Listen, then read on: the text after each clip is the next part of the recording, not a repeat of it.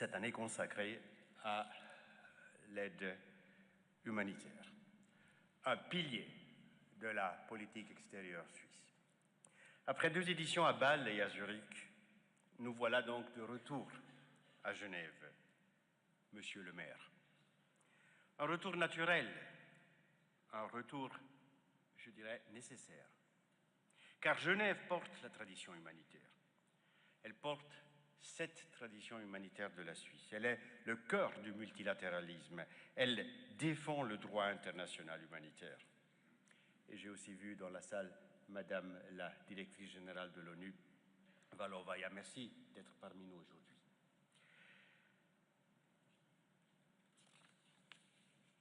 Genève, c'est tout ça. Mais Genève, elle est aussi mise à l'épreuve comme le monde entier. Nous nous réunissons à un moment charnière. J'ai souvent dit que c'est un véritable changement d'époque. Le droit du plus fort reprend le pas sur la force du droit.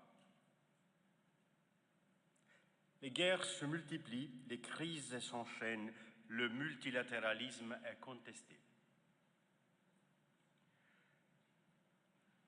On le voit bien, le monde change plus vite que nos institutions ne s'adaptent. Des millions de personnes doutent, se sentent désorientées. Les besoins augmentent, nous l'avons vu. Les attentes explosent. Les ressources, elles, se raréfient. Nous ne pouvons pas tout faire. Nous devons faire l'essentiel. Concentrer nos efforts là où les besoins sont vitaux. Rechercher un impact réel. Il y a 2000 ans, les latins disaient « facta, non verba ». Dans le bruit du monde, ajouter des mots aux mots ne suffit plus. Ce qu'il faut aujourd'hui, c'est de la clarté, c'est du courage, c'est de l'impact. Chers participants, lorsque nous avons lancé ce forum il y a 5 ans, notre ambition était claire. Créer un véritable espace de réflexion, un lieu d'échange même critique sur la coopération internationale. Aujourd'hui, le moment est venu d'exercer ce même regard lucide et exigeant sur l'action humanitaire. La question n'est plus de savoir si elle doit s'adapter, elle le doit. La vraie question est comment et à quelle vitesse. Nous avons longtemps cru qu'il suffisait d'augmenter les budgets pour augmenter l'impact. Plus d'argent pour moins de conflits. C'était une illusion. Les résultats peu durables dans le développement, ainsi que la persistance des crises humanitaires, nous rappellent une vérité simple. Nous faisons face à un problème systémique. Et il faut regarder la réalité en face, même si elle dérange. Et cette réalité nous oblige à revenir à l'essentiel, sauver des vies, soulager les populations dans le besoin. C'est notre responsabilité, c'est aussi notre mandat constitutionnel en Suisse. Car ce que nous faisons pour les autres, nous le faisons aussi pour nous-mêmes. La paix, la sécurité, la liberté doivent exister autour de nous pour que nous puissions en bénéficier chez nous. Mesdames et messieurs, il est temps de revenir à une aide humanitaire plus agile et plus innovante et résolument orientée vers l'impact. Concrètement, cela signifie 3 choses. Premièrement, intégrer pleinement les nouvelles technologies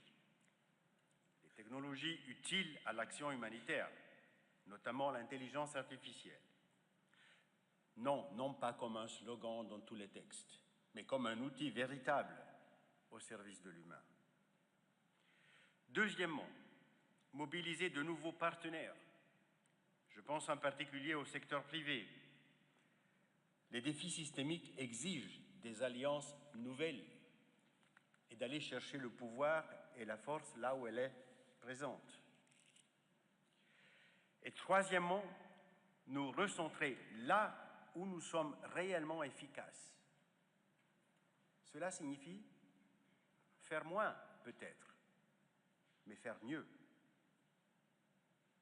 Ces 3 prochains jours, j'espère que vos échanges entre administration, monde scientifique, économie et politique feront émerger des pistes concrètes, des pistes fondées sur l'expertise, sur votre expérience, sur votre travail, le travail de chacun. Nous en avons terriblement besoin. Voici ce qui doit guider notre action sur le terrain: la clarté, la discipline et l'efficacité. Et que l'esprit de Genève, fait de respect, fait d'écoute et de pragmatisme, puisse inspirer nos travaux dans cette salle. Car dans un monde fragmenté, Genève doit rester un lieu où l'on agit. Je vous remercie de votre présence et je vous souhaite un bon forum.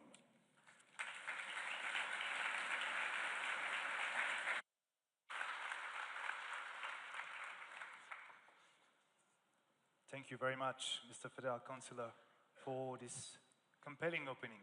Thank you. Before we move on with the program, let's have another musical break. On en demande encore. Merci pour l'accueil chaleureux que vous avez fait à notre première chanson. Cette prochaine, elle va être en italien. Elle parle d'un saule pleureur que j'avais dans mon jardin et qui malheureusement est tombé malade, mais que l'on a réussi à replanter grâce à l'aide de ma famille qui a décidé de garder des branches saines. Et aujourd'hui, on a réussi à replanter 2 saules pleureurs dans 2 jardins différents. Donc c'est une victoire. Et je trouvais important de passer ce message au sein de cette journée pour montrer que même malgré un monde où certains équilibres peuvent être assez fragiles, si on œuvre tous ensemble et dans le bon sens, on arrive à trouver de belles solutions. Alors merci pour votre accueil, votre engagement, votre travail. Et puis on vous laisse avec Salice Piangente.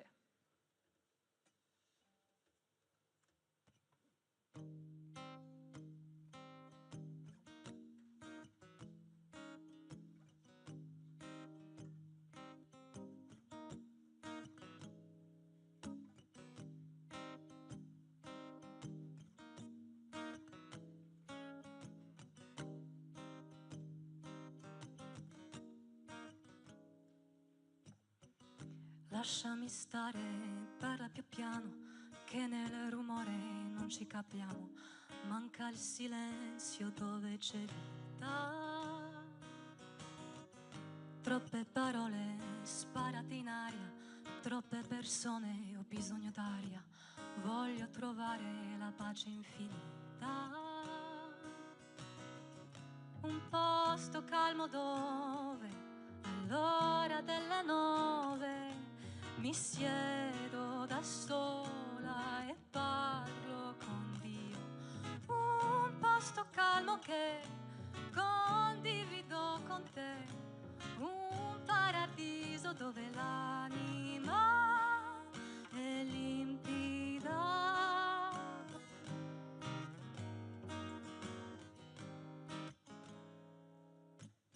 Salice piangente, torna a casa. Salice piangente, torna a casa che ho bisogno di te. Ho bisogno di te.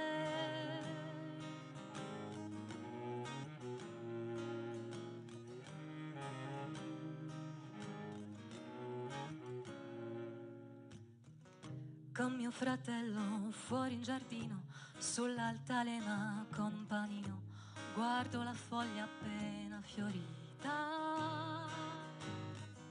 Ma da un giorno all'altro tutto è cambiato, mi sono distratta e ti sei ammalato, è rimasto un unico ramo di vita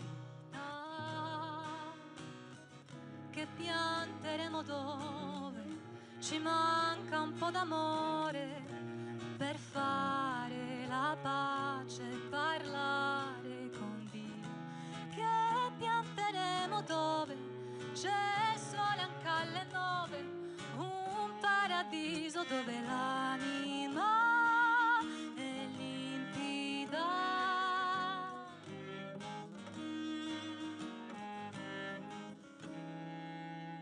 Salice piangente, torna a casa Salice piangente, torna a casa che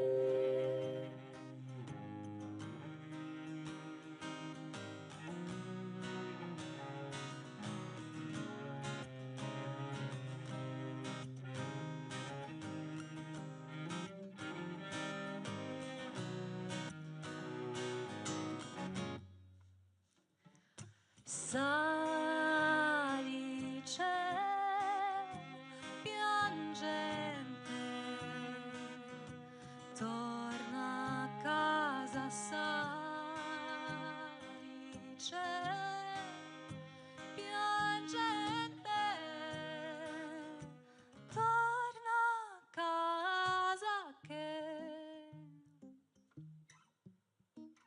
ho bisogno di te. Ho bisogno di te.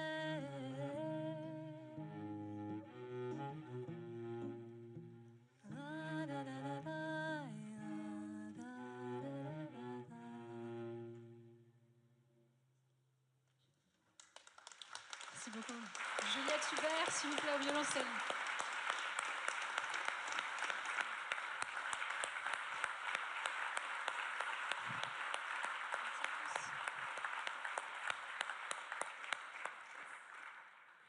Thank you very much for this delightful musical performance. It has not only been truly beautiful, but I think it has also set the right tone for the continuation of the IC Forum. Merci beaucoup. And it also provides the perfect introduction for our next speaker, Mr. Tom Fletcher, Under-Secretary General and Emergency Relief Coordinator at the United Nations Office for the Coordination of Humanitarian Affairs. Mr. Fletcher will share his perspective on the current state of humanitarian aid and its future direction.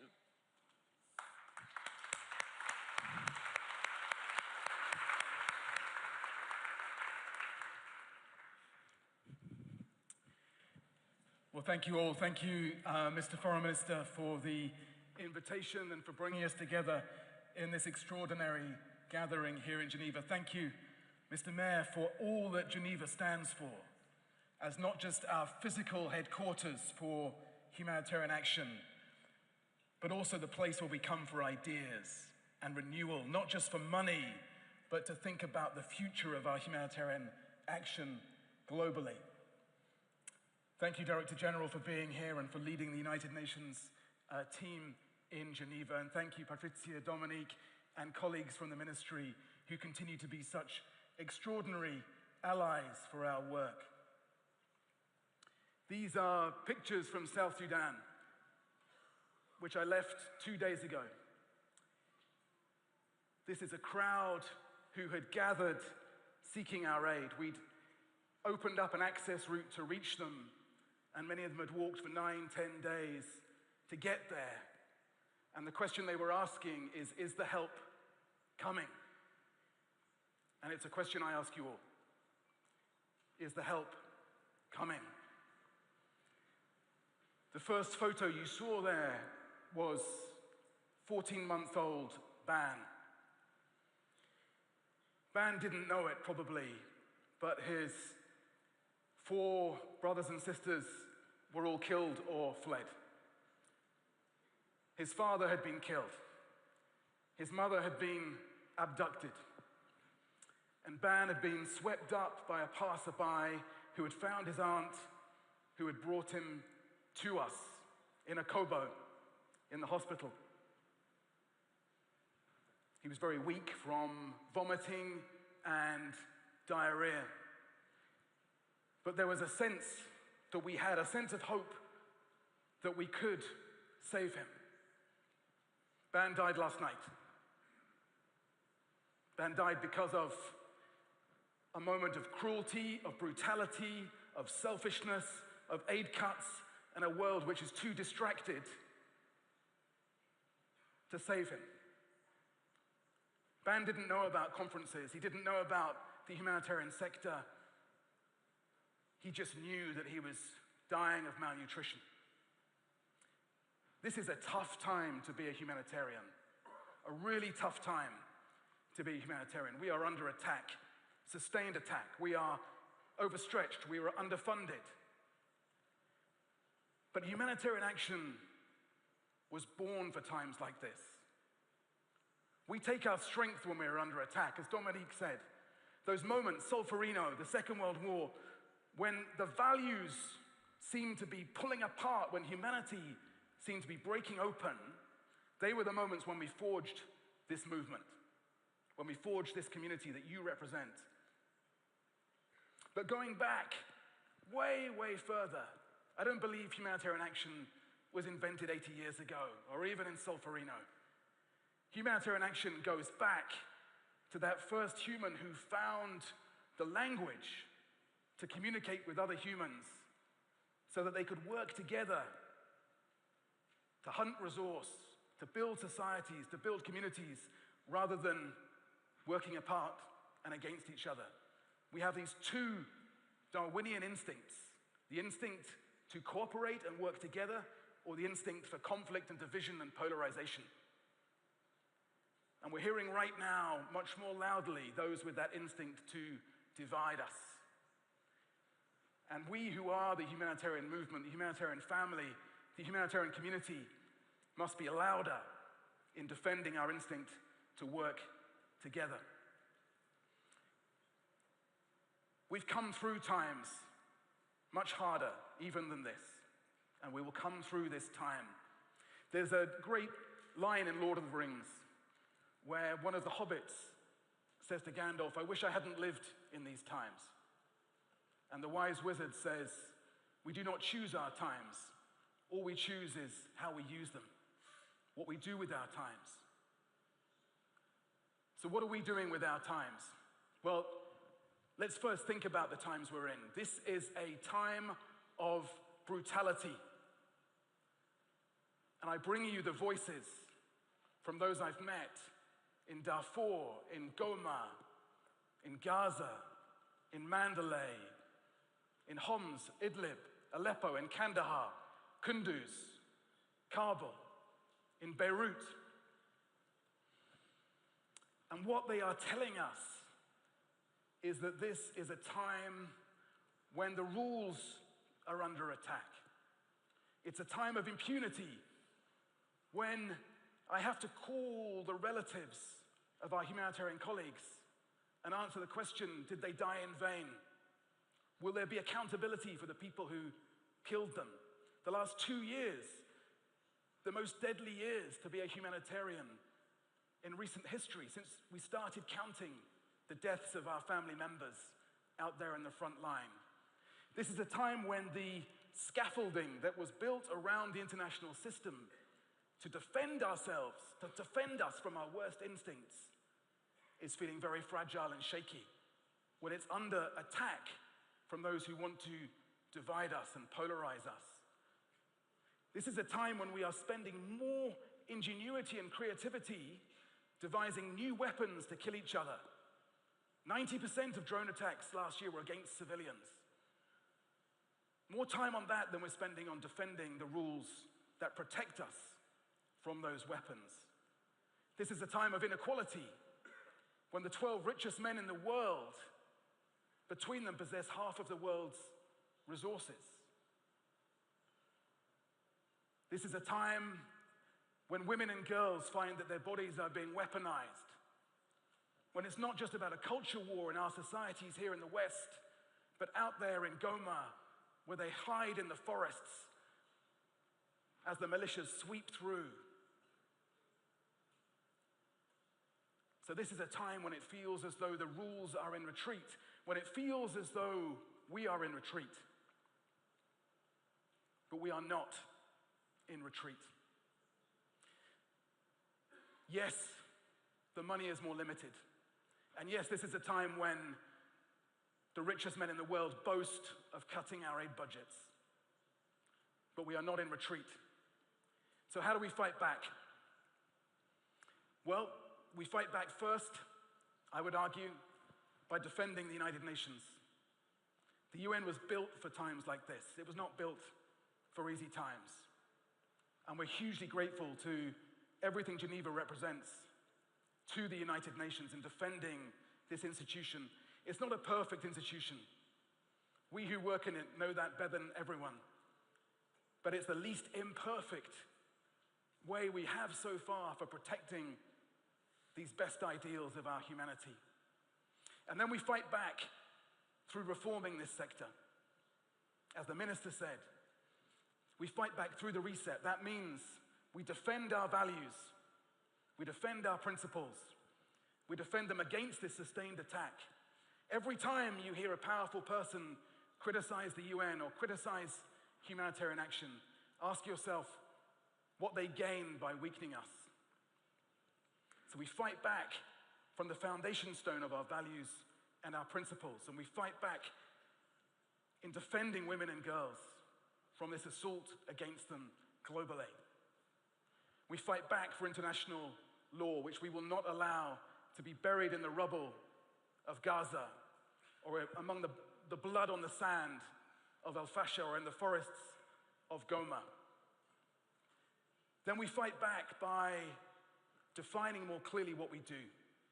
And that's why this year we have hyper-prioritized this plan to do something extraordinary, to save 87 million lives in a year. That's more people than died in the Second World War. Find me a better mission for this year than saving 87 million lives. And all we ask is $23 billion, which is less than 1% of what the world will spend on guns and arms in the coming year. 87 million lives is not the limit of our ambition. It does not mean the needs are not far greater. Over 300 million people need our support. It does not mean that we should not continue to back the campaigns and the work that goes beyond that hyper-prioritized plan that's led by so many people in this room. But it gives us a starting point around which we can rally the world again. Fighting back means delivering more efficiently and effectively, as the minister said. We've got to get rid of all of the duplication and bureaucracy in the system. Too much, as Dominique said, too much has grown up around our work.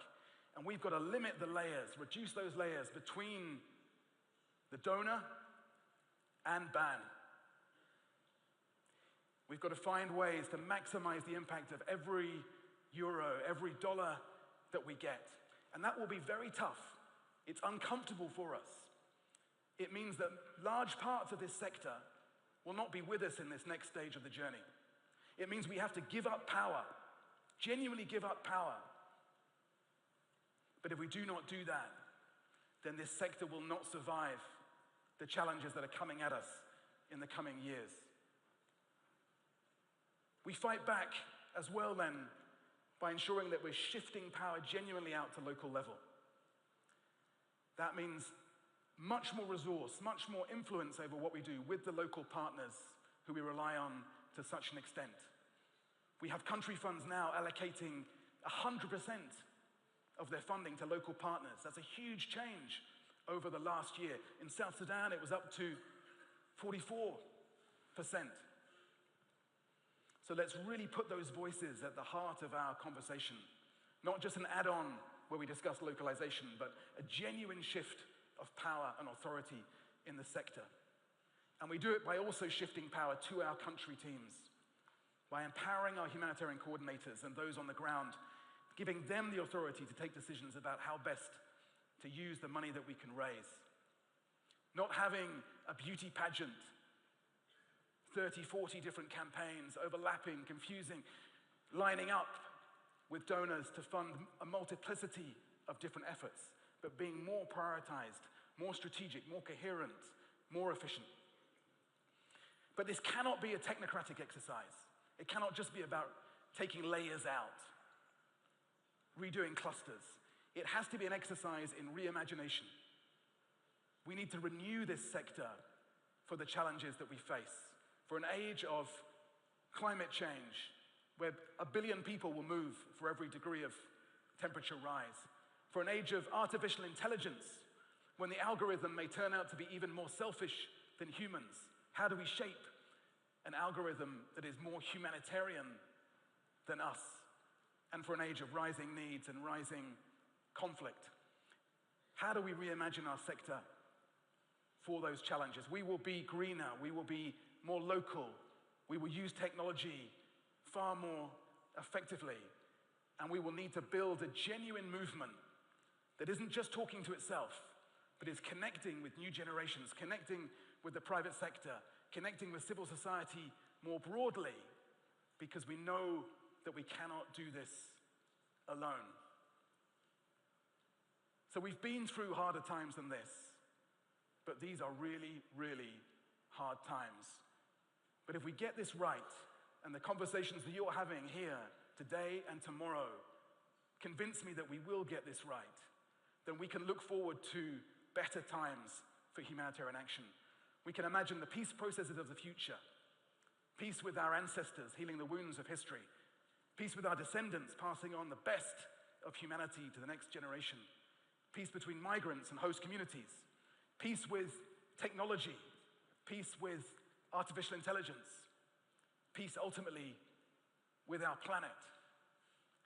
And if we do that as a genuine family, if we do that in a way that builds the trust, rebuilds the trust that we've lost, if we do that with the strength of our convictions and with courage and creativity, then we will be there for the people in the photos behind me, and that we will have done something for Ban and his legacy. Thank you.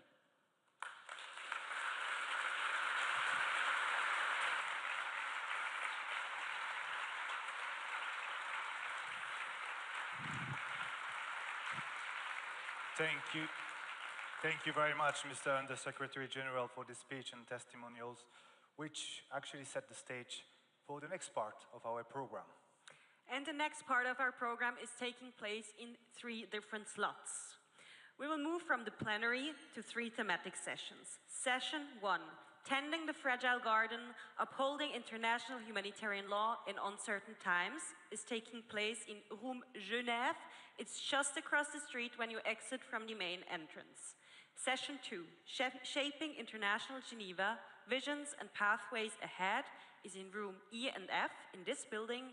And session 3, Navigating Aid, Power and Politics, the Role of Humanitarian Diplomacy, is taking place here in the plenary room.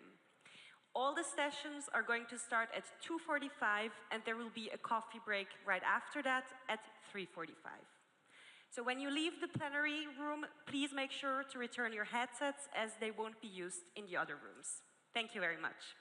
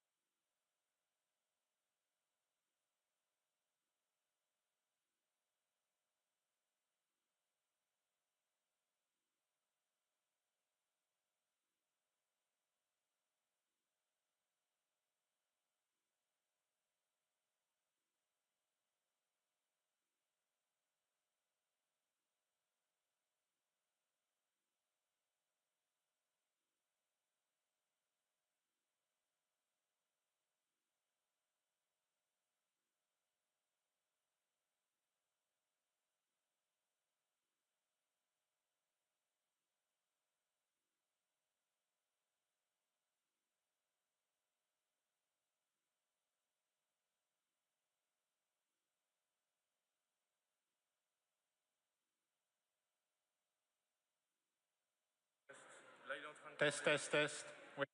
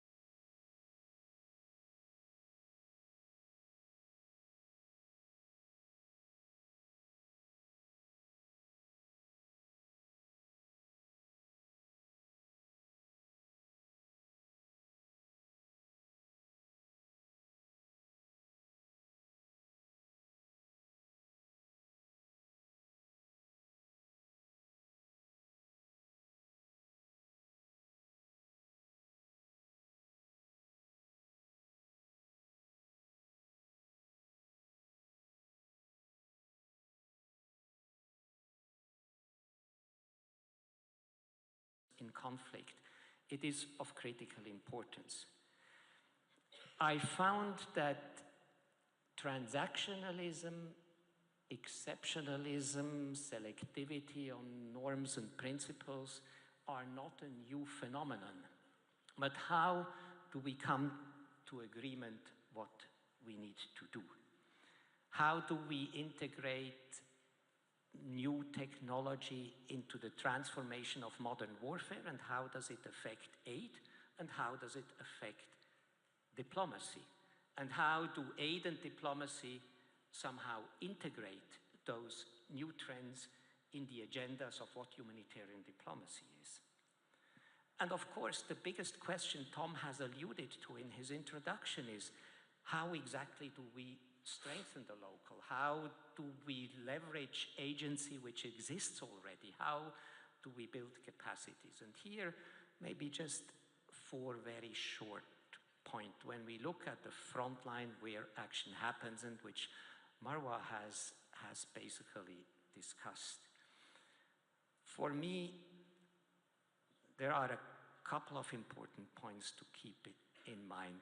First, we need really to strengthen the ability of local actors to negotiate humanitarian spaces and humanitarian agreements.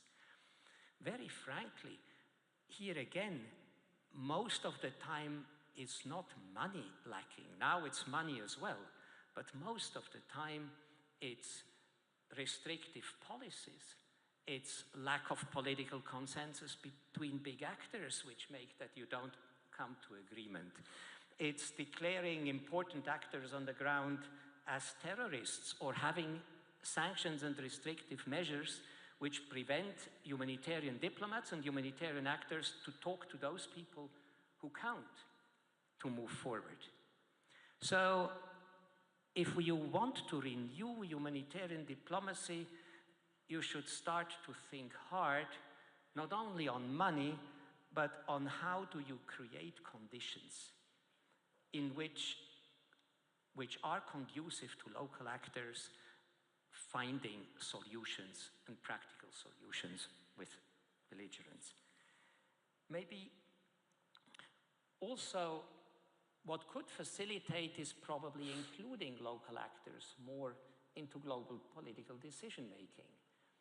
It has started here and there, but it's still fragmentary to listen to the needs of local actors and to listen to the positions of local actors. And today's technology allow for, we have seen it this afternoon with Marwa, they allow for a very different perspective coming to high-level political action and high-level political dialogue. And then my last point would be really not to limit ourselves to humanitarian sector thinking and humanitarian diplomacy thinking. There is nothing worse than leaving humanitarianism to humanitarians. There is a second bad thing happening, it's leaving humanitarianisms to diplomats. And when you have both, you are really in bad shape. And I think we can't take abstraction from reading carefully on what people want and need. And this is normally not humanitarian. And it's not diplomatic. It's protection from the impact of environment. It's adaptation to climate change. It's reconciliation effort for peace. And humanitarians and diplomats are sometimes failing on this bigger landscape. And I think it is important in such a forum which wants to rethink humanitarianism, not just to appeal to our common values, but to see what is the broader picture on which we have to work to inject a new ground for legitimacy for the work that we are doing and you are doing here in the room. From what you say, I get that we are sometimes stuck in the different perspectives and the difficulties on how to bring them together. I also get the very principled questions that you have raised and on which we may come back later on. And you have highlighted, I believe, the importance of local actors when it comes to humanitarian aid and support. Marwa, maybe this is something I can pick up with you, the local humanitarian actors, the way they engage in humanitarian diplomacy. From your perspective, what can you tell us there, and where do you see the additional risks they face in comparison, for instance, to the UN or international NGOs? Actually, local humanitarian actors are already deeply engaged in humanitarian diplomacy, often at the front lines, of course. National organizations regularly engage with the community leaders and local stakeholders to facilitate access, resolve misunderstanding, and maintain acceptance.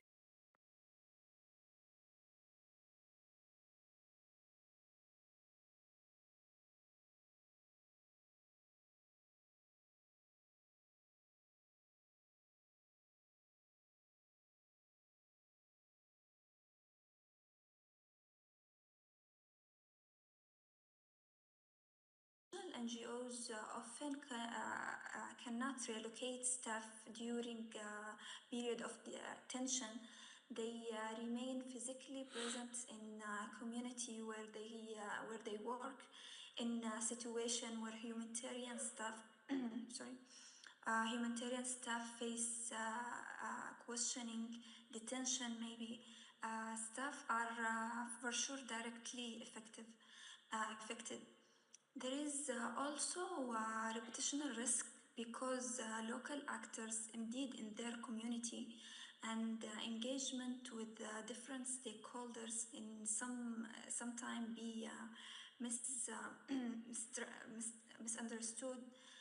Maintaining neutrality becomes more complex when professional roles interact with personal and social networks. In addition, national NGOs often operate with more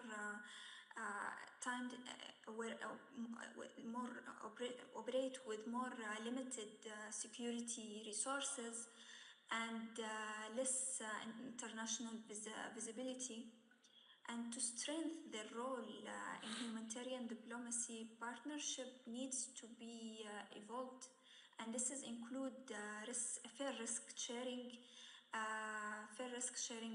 arrangements, and to proceed to direct funding and meaningful not just participation. It should be meaningful participation and coordination platforms, and including in high level dialogue spaces. And when local actors be treated not only as implementers, but as strategic partners, humanitarian diplomacy become more grounded and more trusted, and for sure that will lead to be more sustainable. Thank you. You allude to the different risks and challenges that, in particular, local actors face. They're also linked to the fact, Peter, that humanitarian action is often politicized. Can humanitarian diplomacy be pursued without politicizing humanitarian action? And what measures can be taken to safeguard the humanitarian principles? I mean, the politicization word is a heavy word. It always reminds me of one fish accusing the other to be wet. And I would agree with what Freddie has mentioned at the beginning. Humanitarian work is always happening in a highly contested and political environment. And it is about relationship building. Humanitarian diplomacy is about relationship building with people who fundamentally disagree and have very different visions of the world. So you can't sort of neutralize humanitarianism in not having relations and not engaging with those who are deeply political in their view. What you can try is to preserve a reasonable amount of impartiality of your work, of independent judgment and research on what key needs are, in good delivery of services to people to make it as independent as possible. But it is like Freddie has said, there is a huge tension. Your license to operate in any territory is a political license and not a humanitarian. You are entitled to do humanitarian work, but since Henri Dunant traveled Europe to convince the then powers to subscribe to the Geneva Conventions, his humanitarian work has been a deeply political work. He did political advocacy for humanitarianism. And I do believe that the politicization template doesn't really help too much, I have the impression. And what we need is a reasoned and structured discussion about where do we find consensus, where do we find agreement, and sometimes agreement in place A allows us to do humanitarian work, while in place B it's seen as highly contested and highly political. And so my sense is humanitarian diplomacy in its wider sense is a very broad concept, but you have to contextualize not to get into the danger of just being a political actor in the arena, and you need to continuously negotiate your license to operate with the political actors, while you need at the same time to remain credible and therefore impartial first and foremost in the way you deliver aid and in the way you assist and protect populations. So it's, if I may make an unwelcome comment, it's a little bit like in Swiss politics. I'm not sure whether the word neutral helps us a lot to define what we want. And so it's very much with humanitarians. While I do believe that there is value in impartiality and impartiality of humanitarian actors on the ground, but it's a tough negotiation, and Marwa has mentioned it, whether it is finance, it is security, it is inclusion, it is not seeing locals as implementers, but as agents. These things do not come from themselves. They are negotiated with highly political actors. I think we leave the question on neutrality for another panel, not for this afternoon. But I think it's also very important when you so clearly say that whenever you act in a humanitarian environment, you act in a highly politicized and also polarized environment. And I think we have indeed to be very clear on that if we want also to frame the way humanitarian actors and also humanitarian diplomacy can work in. My last question before we turn to you, the audience, goes to Freddie, and I would like to briefly dwell into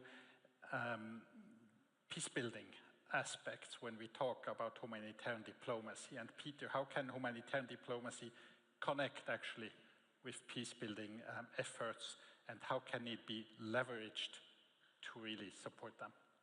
Thanks very much. And so much has already been said by Maura and Peter, so I think my job is relatively easy. But I mean, clearly, humanitarian diplomacy can be highly mutually reinforcing with peace building. At all levels. And I go back to what I was saying before about the need to think about the links between the very local and the global and all layers in between as we think about those peace processes, and we recognize that these are interconnected systems. But we have plenty of experience, of examples of where dialogue over humanitarian issues, whether it's around kind of shared humanity and recognition of civilian needs, or whether it's around agreements around common interests, around infrastructure.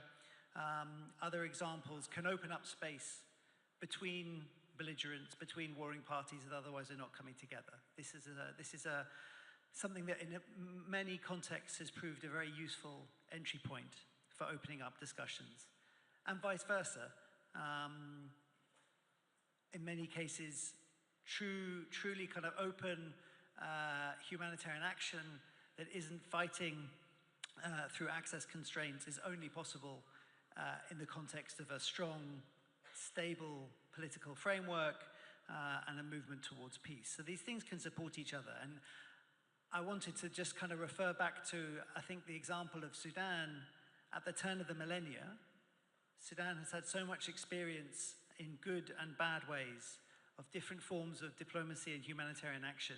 But I think the example of what happened in the Nuba Mountains in the early 2000s and late 90s in the context of this long-running, horrendous conflict across what was then Sudan. And I think it was a great example of where a political approach was possible, an approach that was informed by an understanding of local context, that was driven by and engaged local actors, that had a degree of protection from some of the more politicized discussions, and that was allowed, given the space, to evolve into a first set of agreements, something tentative, but really that paved the way for the comprehensive peace agreement and all that followed.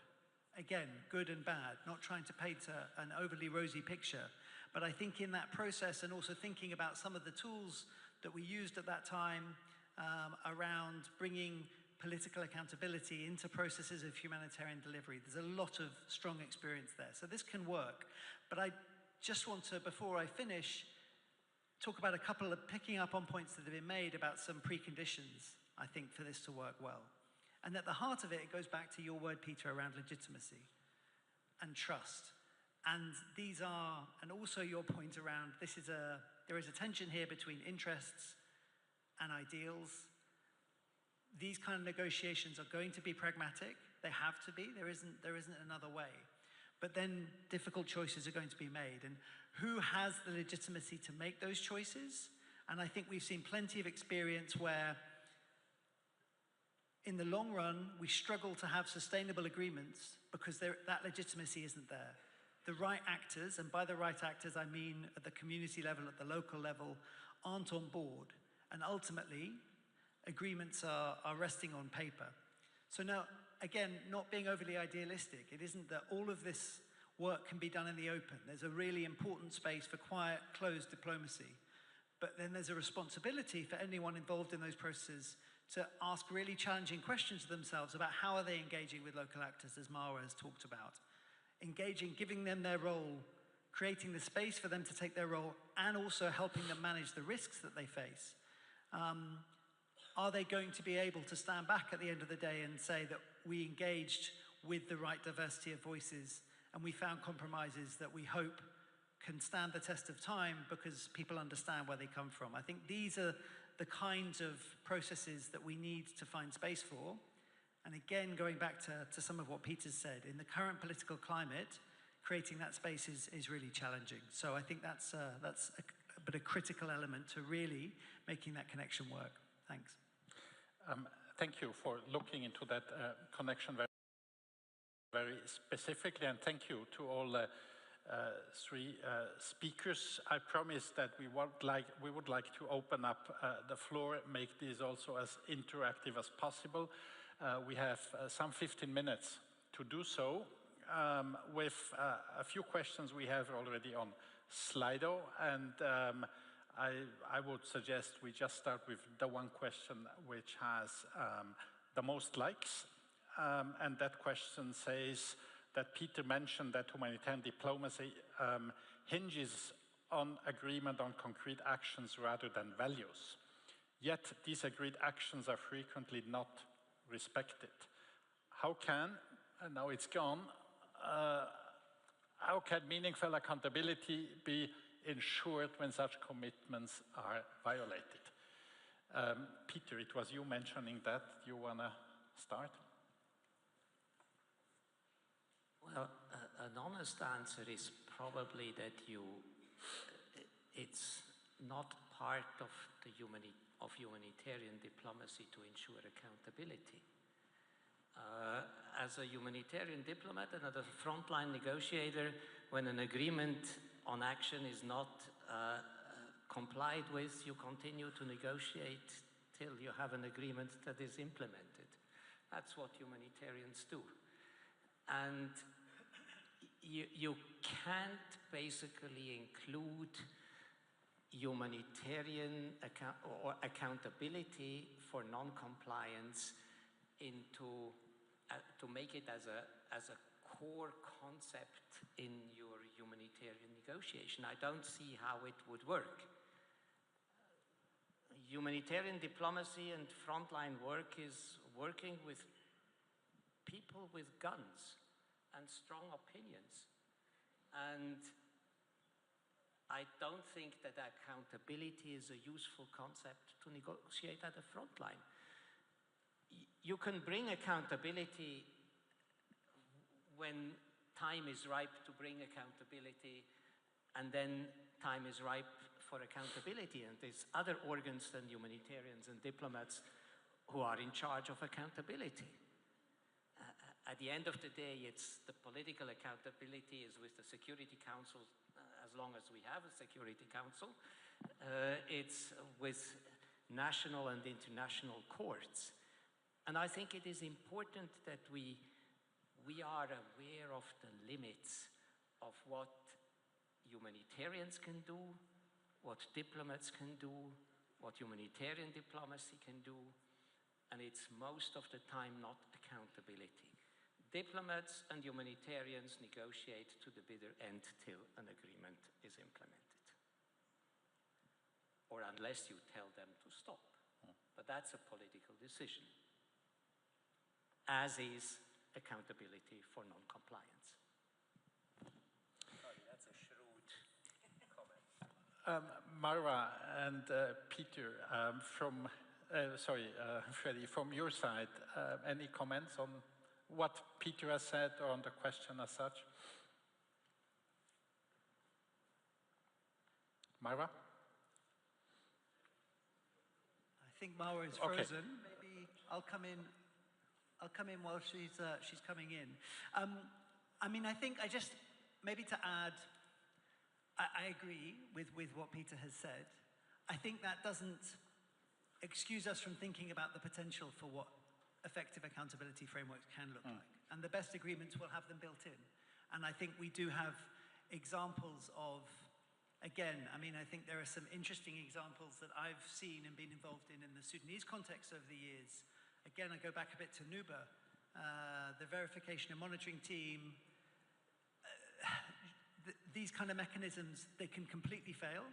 I've seen models of that haven't been rooted enough in local contexts, have been somewhat superficial, and haven't had any teeth. I've also seen versions of it which could be very effective. And I think, again, this risks sounding like a cop-out, but I think we also need to be creative about understanding what accountability means in different contexts. I think the most effective accountability that I've seen is when local people hold their leaders to account. We can talk about international law, we should talk about international law, we should talk about these kind of frameworks and structures, we should be looking for an end to impunity, but I think on the ground, there are also mechanisms that we don't always understand or recognize, which can be very much more powerful in the short term. And we should be looking to reinforce those as well. Marwa, can you hear us, and do you want to add anything on this?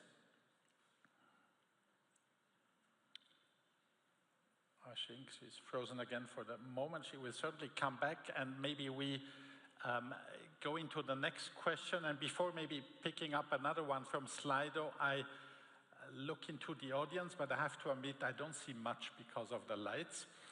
Is there anyone with a question? And if you can raise your hand, please, and maybe someone from the team can help me in identifying people. We have some mics around as well. Do we have someone? Yes. Hi, just a question for Peter. We live in a world where everything has become transactional, and the decision makers seems not to be willing or in a position to make decisions anymore. So as the implementers, the people that work in the field or work on these issues, I work in peace building, we are the ones that have the responsibility to make this choice. Now, we have voted those decision makers. So have we really made that decision that in the future our practice is going to be us taking the responsibility for a lack of political implementation and commitment?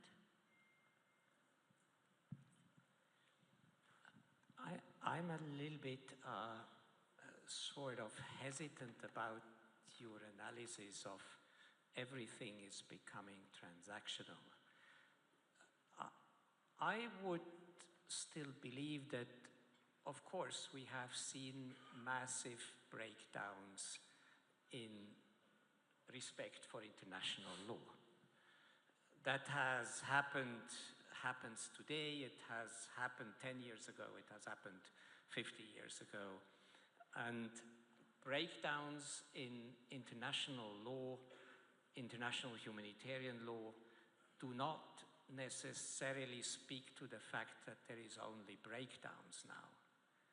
Or transactional aspects in politics do not say that everything is transactional. We have to be cautious not to underestimate the resilience and continuity of institutions, of laws, and first and foremost, people who respect those institutions and laws. And while I don't want to paint a rosy picture of there is still a lot of good things happening, I'm not an illusionist, but I would invite local actors and international actors in the humanitarian world to really build stronger alliances with those who are willing to respect. The respect fraction in today's world is very fragmented, while the breakdown fraction is relatively vocal and visible. And I think if we want to turn the tide, then whether it is locals or internationals, we need to build other alliances and see how and why the respect of the law is in the interest of societies. I'm convinced, even in the interests of most belligerents around the world. It's in the interests of many, and we need just to beef up our own argument and our own alliances to give this part of the reality a bigger voice. I think we have to live with the fact that we have deeply divided societies and deeply divided international world, which has very different ideas on what the law is and what the law is not, and what good practice and bad practice is. And we can't negotiate that away. But what we can do is that those who are convinced that some of the critical laws and principles are important because they are in the interests of communities, of states, of countries, of societies, of the economy at large, why it is important that we stand for those principles. It's an issue of counter power, which seems to me inevitable to build and not to fall into the trap of thinking that the headlines of newspapers and social media is the reality. It's only one reality.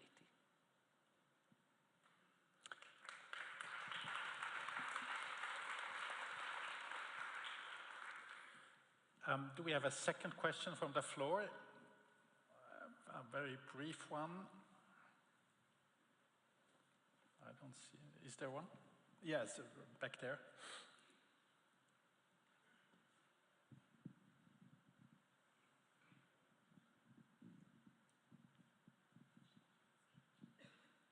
Thank you. In your opinion, is authority and responsibility balanced in humanitarian diplomacy? Can you repeat the question, please? In your opinion, is authority and responsibility balanced in humanitarian diplomacy? Freddie. Yeah. The shortest questions are the most challenging. Is authority, I think this goes back a bit to the point that I started with around the risks, and I've seen this myself. I've seen this in response to work that I've done. There is it's inevitable in the context in which humanitarian action operates. The things that are experienced by people, the things that we heard from Tom earlier, the things that everyone is seeing are so terrible that emotions are heightened and passions are heightened, and that's as it should be. We would not be human if that was not the case. But I think what it can lead towards is a risk of finger pointing and a risk of trying to blame others. And I felt this a lot from the humanitarian community, who I've felt on occasion hear talk of humanitarian diplomacy, hear talk of acting politically and engaging with politics, and feel like they're being blamed for the excesses that they're seeing. And that's clearly not the case. And authority should rest with responsibility, clearly. But then when those who are, this goes to a lot of the questions that are being asked. When those with authority are not willing to take responsibility for their actions, then everyone else is left trying to pick up the pieces.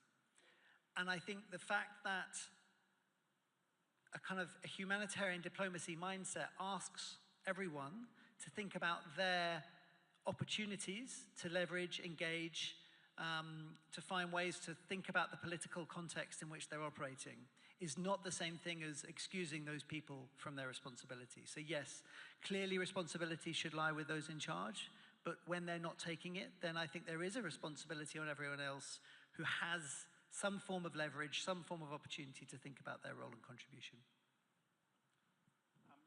Let's turn to Slido again, and can you hear me? Yeah. Turn to Slido again, and yeah, going into Slido again, and we have two questions there. I think they're somehow linked.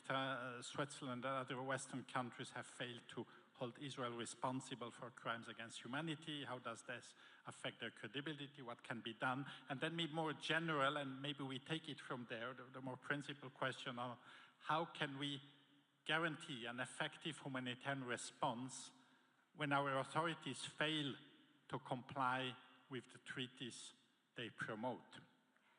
And maybe here also start here with a practitioner's view. Marwa, what does this question trigger with you? How can we guarantee an effective humanitarian response when our authorities fail to comply with the treaties they promote? Actually, the humanitarian workers in the ground are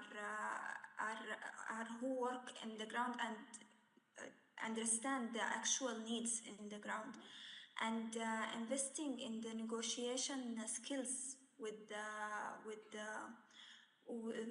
this organization can address these challenges. I totally agree with what Peter was saying about building trust and the capacity, building the capacity for with the local actors and their negotiation skills.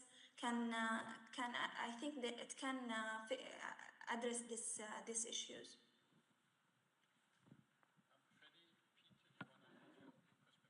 Thank you. I'll let Peter have the final word.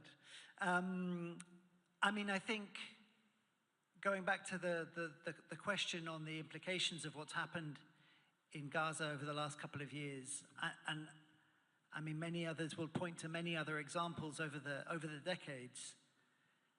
When those who are funding and supporting humanitarian action are complicit in these crimes, of course it's a problem.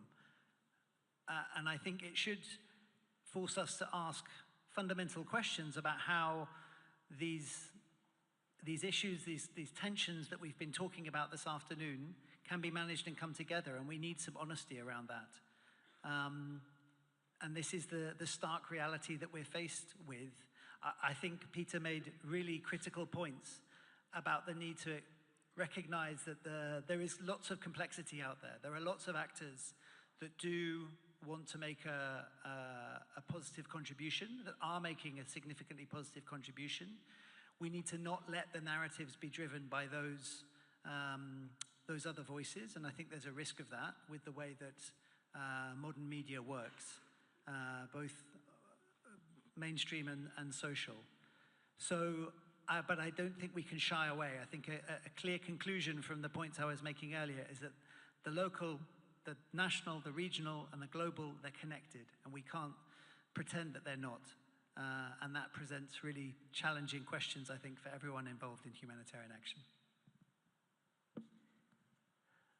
I mean, my sense is Gaza, Sudan, Yemen, Afghanistan, many other conflicts that we have seen, and the approach of the international community to violence and violations in those conflicts is an indicator that the international system has been falling apart, and the consensus that has at a certain moment created that system is inexistent today. And that's not a humanitarian question. That's an issue of long-term political consensus building. What is an international system and what the rules and institutions are which are allowed to function. And I have always thought that this was already my experience, even if, of course, we have seen stark examples now of double standards coming to the forefront of political appreciation worldwide. But I always thought that humanitarian diplomacy and humanitarian action are here to basically try to do the best given that there is no consensus. And the best is basically try to preserve, in terms of assist and protection of people affected by crisis and violence, to support them in their short-term needs and to support their agency and ability to deal with the disruptive societies and places in which they are. Humanitarianism, there has never been a golden age of humanitarianism where the world was happily devising the Geneva Conventions and everybody who was fighting each other and killing each other were basically in agreement with those texts. This world has never existed. It has always been divisions. Maybe these divisions are slightly more accentuated. Maybe we have seen extreme forms of disrespect, but it shouldn't turn away the attention of humanitarians what their basic mandate is, and that's to operate exactly in those situations and to